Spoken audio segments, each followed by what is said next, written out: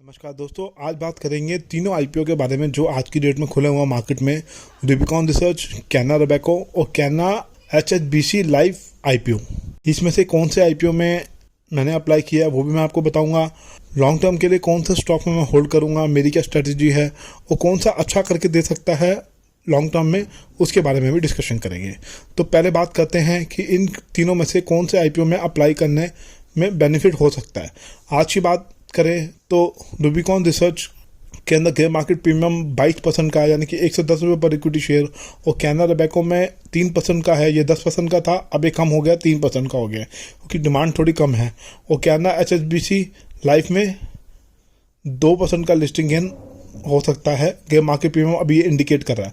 दोस्तों, आप आईपीओ में अप्लाई करते हैं तो ग्रे मार्केट प्रीमियम को जरूर चेक कीजिए, ये ऊपर नीचे होता रहता है, डिमांड के हिसाब से होता है ये। तो थोड़ा सा डिटेल में बात करते हैं। तो दोस्तों, मैं अपनी बात करूं तो रोबेको रिसर्च में मैं अप्लाई कर चुका हूं, कैना रोबेको में मैं अप्लाई कर चुका हूं। ये दोनों कल बंद होंगे, मंडे को बंद होंगे, और ये कैना एचएसबीसी लाइव ट्यूसडे को बंद होगा। तो कैना रोबेको में ग्रे मार्केट प्रीमियम काफ़ी कम है, मैंने फिर भी अप्लाई किया।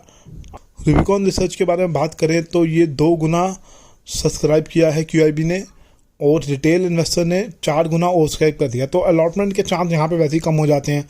कल लास्ट दिन है तो ओवर सब्सक्राइब काफ़ी ज़्यादा हो जाएगा। और रिटेल कैटेगरी में रिटेल एलोकेशन भी सिर्फ 10% का ही रखा गया है। तो ये बहुत नेगेटिव बात है कि रिटेलर के लिए बहुत ही कम हिस्सा रिजर्व किया गया है। किस्मत वाले को ही अलॉटमेंट इसमें आ सकती है। बाकी कैना रोबेको एएमसी की बात करें तो इसमें 35% हिस्सा रिटेल इन्वेस्टर के लिए रिजर्व किया गया है। और सब्सक्रिप्शन डाटा की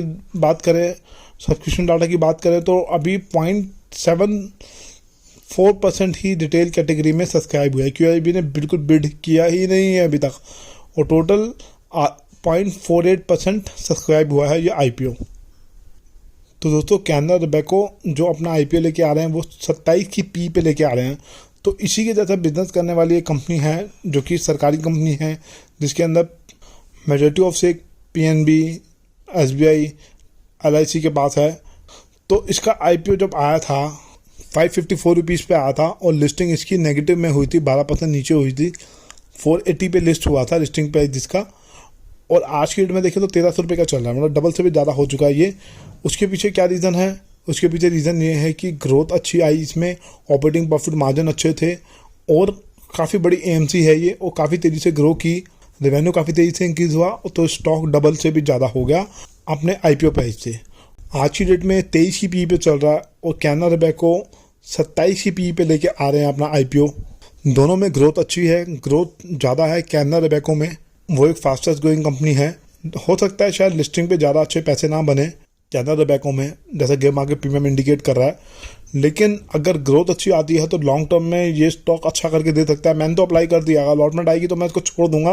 मैं इसको कम से कम 7-8 साल के लिए छोड़ूंगा अपने पोर्टफोलियो के अंदर इस स्टॉक को, क्योंकि इसका मार्केट शेयर काफ़ी कम है अपनी इंडस्ट्री में, और काफ़ी तेज़ी से ग्रो हो रहा है।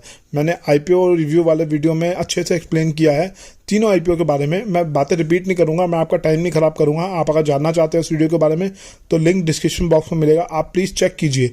तो दोस्तों, फाइनली मैं यही कहूँगा कि इन तीनों आईपीओ में से कंपेयर करें। पहले बात करते हैं कैना रोबेको की, जो कि एएमसी कंपनी है। इसमें मेजॉरिटी ऑफ स्टेक कैना बैंक के पास है, और ये आईपीओ पूरा ऑफ सेल है। दूसरा है कैना लाइफ एचएसबीसी आईपीओ। इस आईपीओ में मैंने अप्लाई नहीं किया है अभी, क्योंकि ग्रे मार्केट प्रीमियम कम है तो लिस्टिंग पे प्रॉफिट कम हो सकता है, और वैल्यूएशन भी थोड़ा रिच है। तो कैनरा के दोनों आईपीओ लॉन्ग टर्म में अच्छा करके दे सकते हैं, लेकिन शॉर्ट टर्म में ग्रे मार्केट प्रीमियम को देख के ऐसा इंडिकेशन मिलता है कि लिस्टिंग पे ज़्यादा पैसा नहीं बन सकता।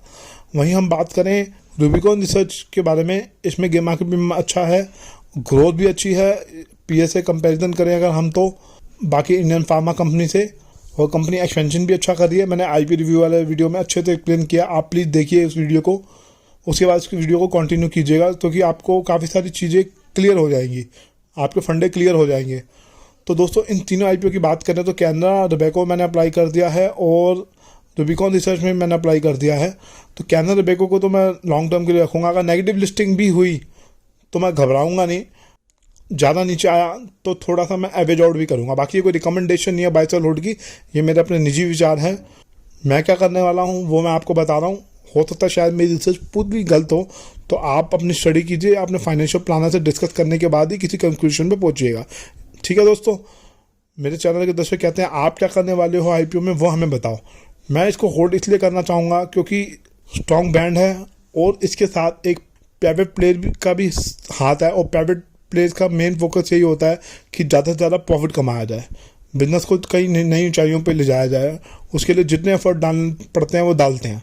और दूसरा बड़ी बात यह है कि कैनरा बैंक एक छोटा बैंक नहीं है, पीएसयू बैंक बहुत बड़ा बैंक है। तो कैनरा बैंक की ब्रांचेस आप देखें तो 9,800 से ज़्यादा ब्रांचेस हैं हमारे इंडिया के अंदर। तो कैनरा रोबेको का काफ़ी अच्छा कस्टमर बेस है, वहाँ से भी इसको काफ़ी अच्छा बिजनेस मिल सकता है।